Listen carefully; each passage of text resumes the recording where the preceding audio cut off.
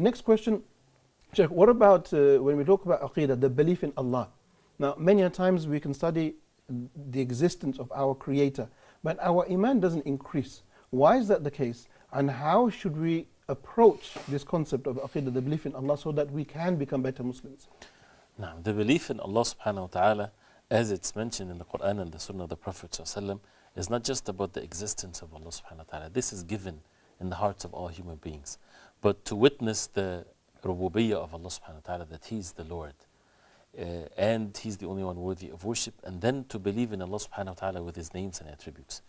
The rububiyyah, or the lordship of Allah subhanahu wa ta'ala, this is something that needs to enter our hearts, and that's how it purifies the heart. What do we mean by rububiyyah of Allah? That He's the Lord of the Alameen. He's the owner of all things. It has an effect in the heart. That means our ownership is not complete. He's the owner of all things. He owns us even.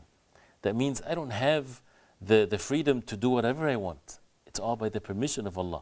So why not to be willingly doing what Allah subhanahu wa ta'ala wants me to do? And that's how these types of meanings would protect our hearts and purify our heart.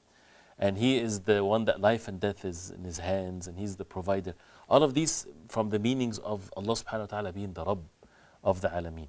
And therefore He's the only one worthy of worship, and that's why we make dua to Allah subhanahu wa ta'ala alone. When we follow the Prophet ﷺ in matters of ibadah, this is how to purify our souls.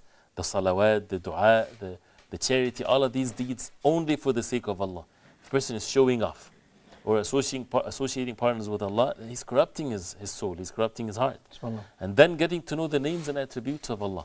How many of us really went through all the names and attributes of Allah that are mentioned in the Quran only, and to reflect upon them? Not just to hear the name and that's it, or to call our sons Abdul Rahim, Abdul Rahman, and that's it, but really to reflect upon them and to see what is the effect of that.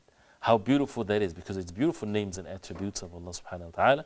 And how can that affect our hearts with the proper belief, and then it would show in our actions and speech and so on. We would always make remembrance of Allah subhanahu wa ta'ala if we really have the proper belief in Allah subhanahu wa ta'ala.